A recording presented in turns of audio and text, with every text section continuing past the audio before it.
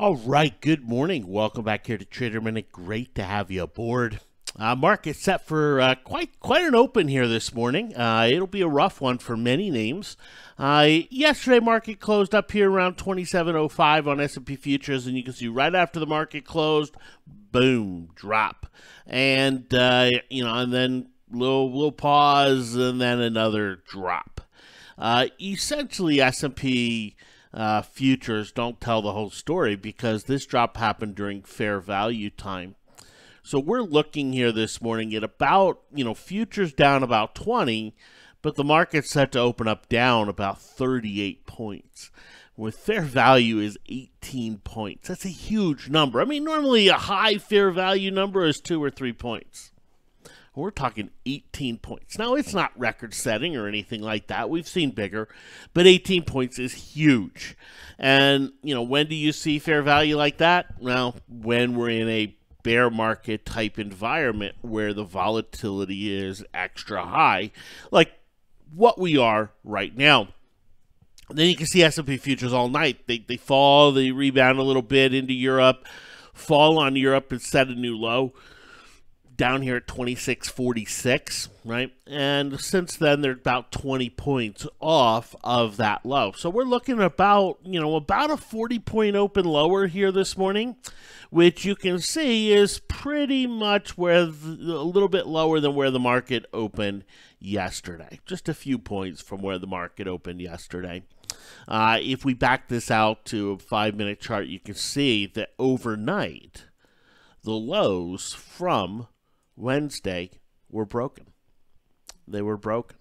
Can you say, well, that's just a retest? Yeah, you can. They weren't broken to any kind of mass degree or anything like that.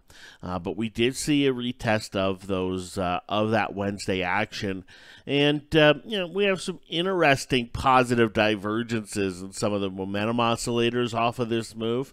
But short-term positive divergence, okay. We're not going to read too much into that. But overall, market set to open up down, substantially lower. We see the U.S. dollar pushing on higher here this morning. We did have a relatively positive GDP report, and that created a little bit of bounce here in the market. But when we're talking about GDP report creating a bounce, we know the market is in a position where it just doesn't know what to value things at. It's still in that kind of, no price stability within a large range. And we continue to see that. And, we talked about the market vibe yesterday and the fact that, we see a big rally.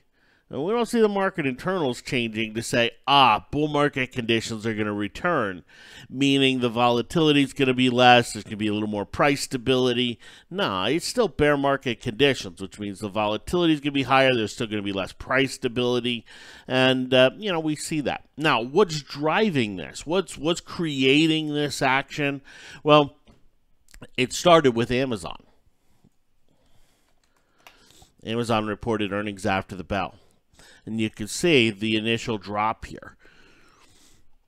And in fact, this morning, Amazon's trading down almost $150. Just a little bit, right? $150 here.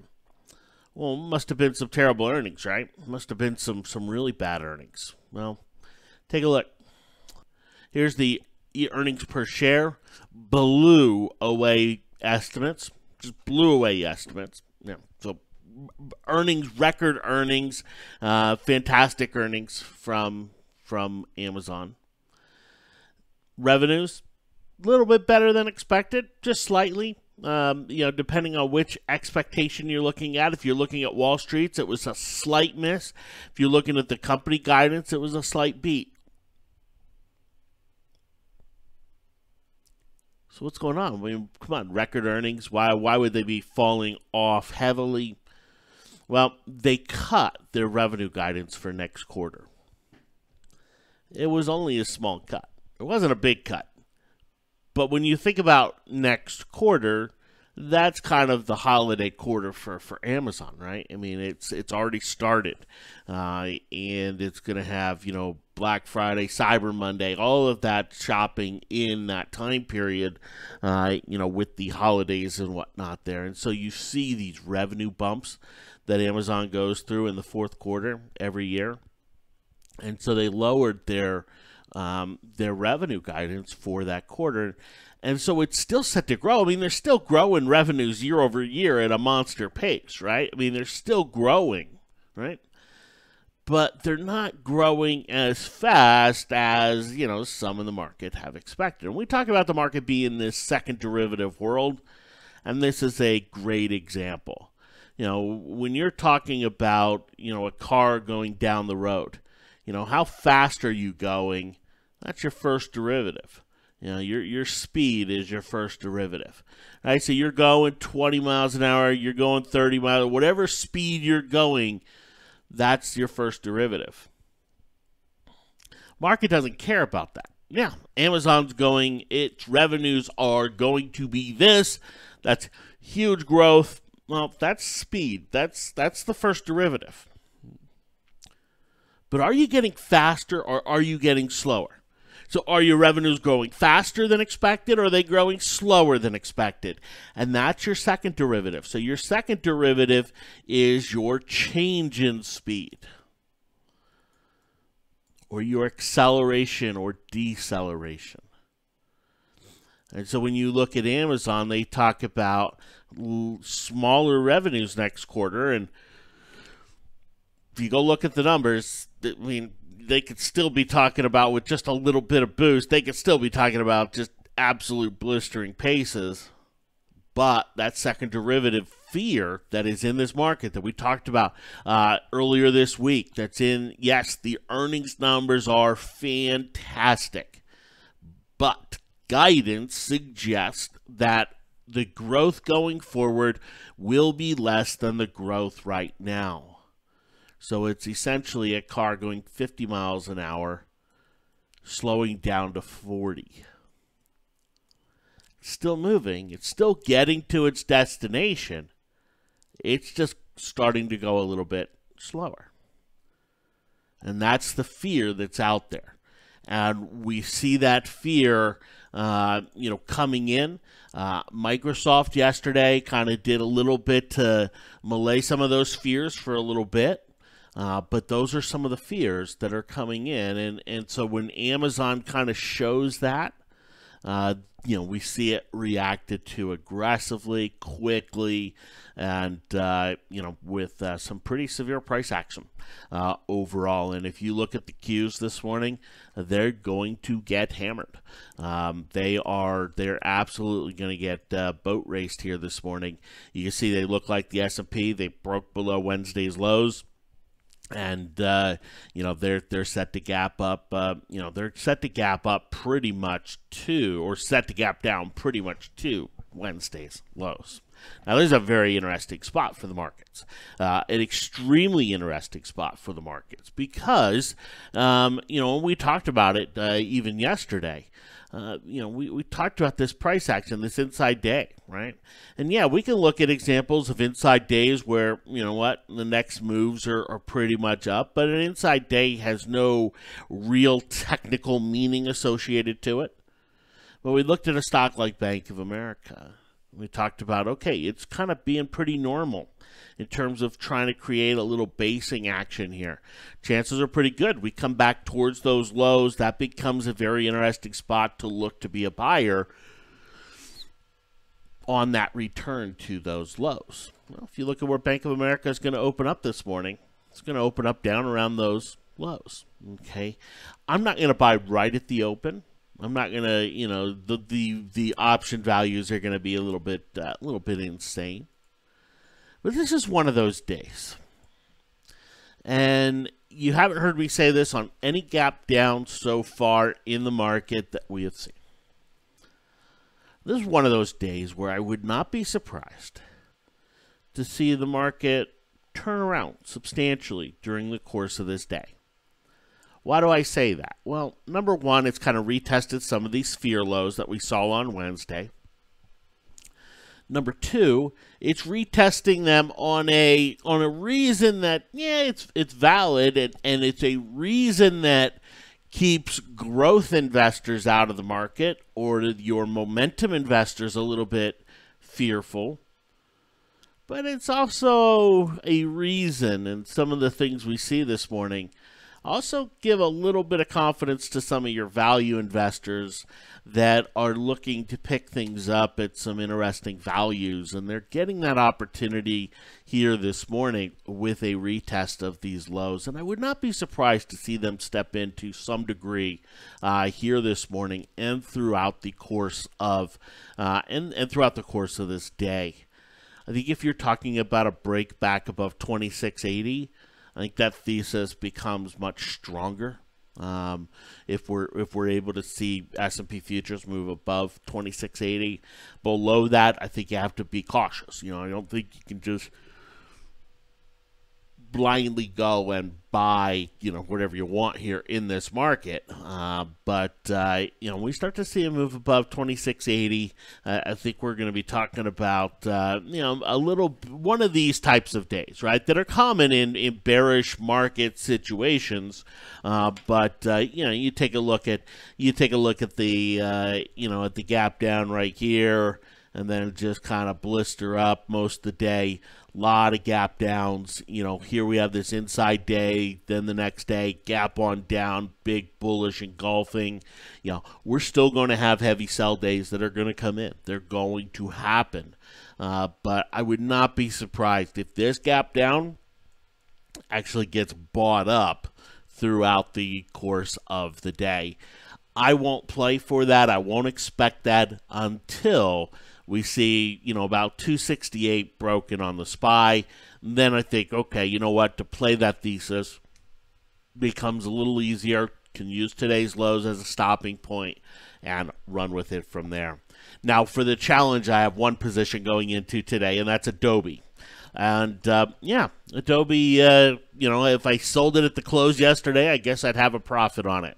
What a wild move. And, it's not unheard of or, totally abnormal. But, here we are. I get in the next day, we move on up, and then it just boat races lower with the market.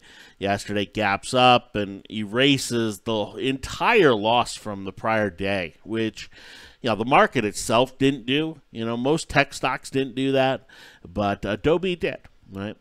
But if you look at, why the market's going down this morning, and Amazon specifically, Adobe's going to open up down here around this 245, 246 level, right? Which has been that level where, it has found support. The market, took it below that level for a little while, but we saw it quickly recapture that level yesterday, and hold in. Bottom line, I'm going to hold my Adobe here this morning. I'm not going anywhere here on it. No, not at 246, not with what the market's opening up at. It's still one where I have plenty of time, and I'll look, and if it gets to the 200-day moving average, I'll look to pick up some more. But overall, I still believe that this is one that, yes, is going to be caught in the wash of the market. But it is one that I do expect that ultimately, as that wash comes out, that Adobe is sitting at a significantly higher level overall. So that's kind of how I'm looking at the market, here this morning. We do have earnings out of Intel that the market has to digest. Google earnings. You can see Intel set to trade higher here this morning. Google down, down about $70 here, $60 here this morning.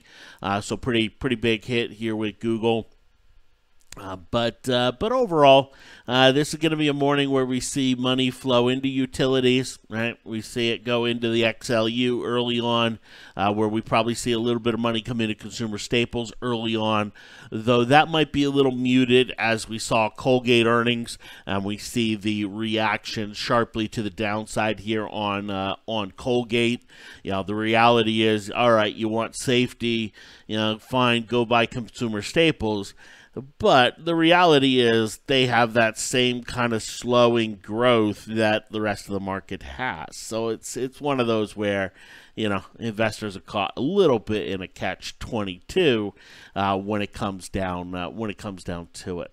Okay, there is some oil news swirling around. There's some microchip news swirling around. I think one of the more interesting pieces of news is Alibaba set to make some of their own semiconductors, some of their own chips, and I think that's another big negative for your semiconductor space, your Microns of the world, your just SMH of the world.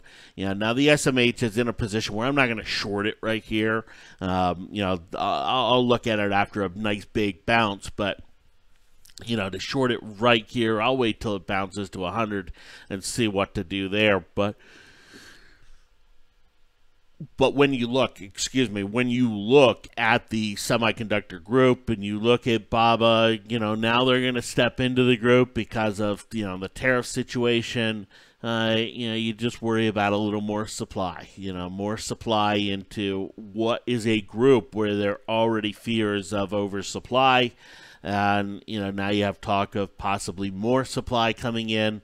That could be pretty damaging for the group, here overall, this kind of semiconductor space. We did see Western Digital earnings after the bell yesterday, WDC.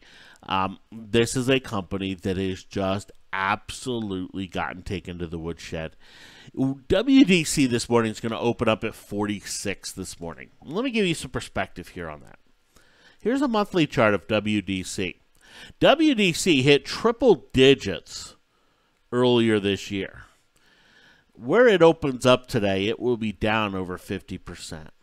Now, is this unusual? Is this abnormal? It's done this many times before, right, on the semiconductor cycle. It's an absolutely inexpensive stock. If you want to look at just valuations, it's dirt cheap. But at the same time, market's not buying valuations yet, right? Market's selling fear, growth fears, right? That's what the market's doing, selling growth fears. It'll look at valuations a little bit later, but this is one worth having on your radar, especially if you're a Micron bull. Maybe even better to have Western Digital on your radar going forward. Thanks for hopping on.